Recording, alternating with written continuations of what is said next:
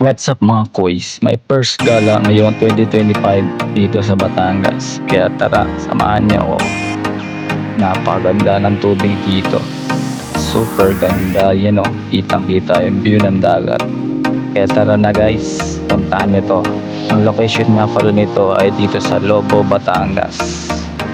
Kaya makikita niyo guys, sobrang linaw ng tubig. Napakaganda ng aliwalas ng dagat.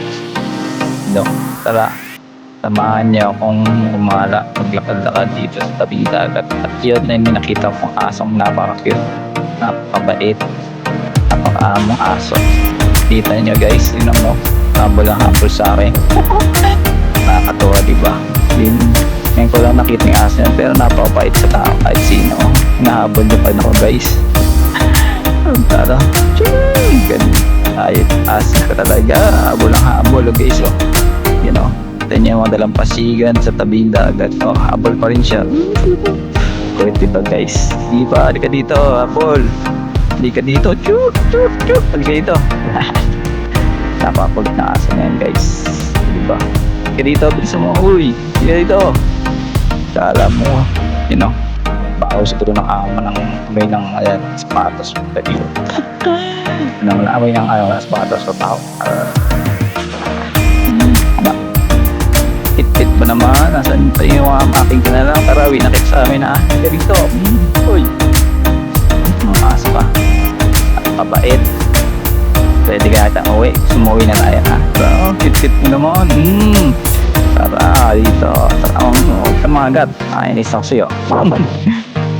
Ito pa talaga. Aw, play dead. Ay, dik na aso. Guys, naman ang ganda ng view ng dagat, yung alon, malablam lang yung alon ng dagat, diba? Kaya maganda siyang puntaan pag swimmingan. Yan guys, so ganda ng view dito sa Lobo, Batangas. Kaya sa mga gustong mag-swimming dyan, dito na kayo pumunta. Malapit lang yan, mga 3 hours pang Manila lang yan. Kaya sana sa mga andala niyo, puntaan niyo rin to. Napakagandang dagat, napakaliwalas. Siyempre, huwag kayo pupunta pag may bagyo. Punta lang kayo pag sobrang ganda at sikat ng araw, di ba? Ito talaga ng aso na to. Sarap luwi. Tuwi ko kaya to. Tantado talaga oh. Yan ba yung amo mo? Uy, nakita ha? Pati dito, huy.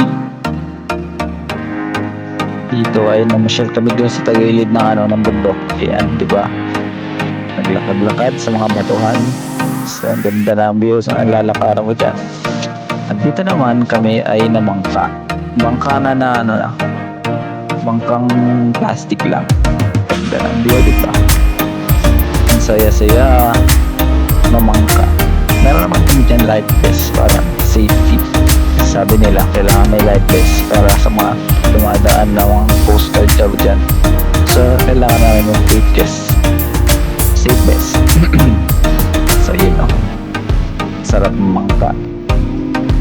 Nakakaaliwalas yung tingnan ng ang dagat. Sobrang kalmado. Sarap maligo, diba guys? So, yan mga ang sinasabi ko sa inyo. Linaw yung tubig. Pero guys, malalim yan ah. Kung mababa ako dyan sa bandang na yan, lalim pa rin yan. Lagpas ka ako na yan, so kailangan mo talaga guys.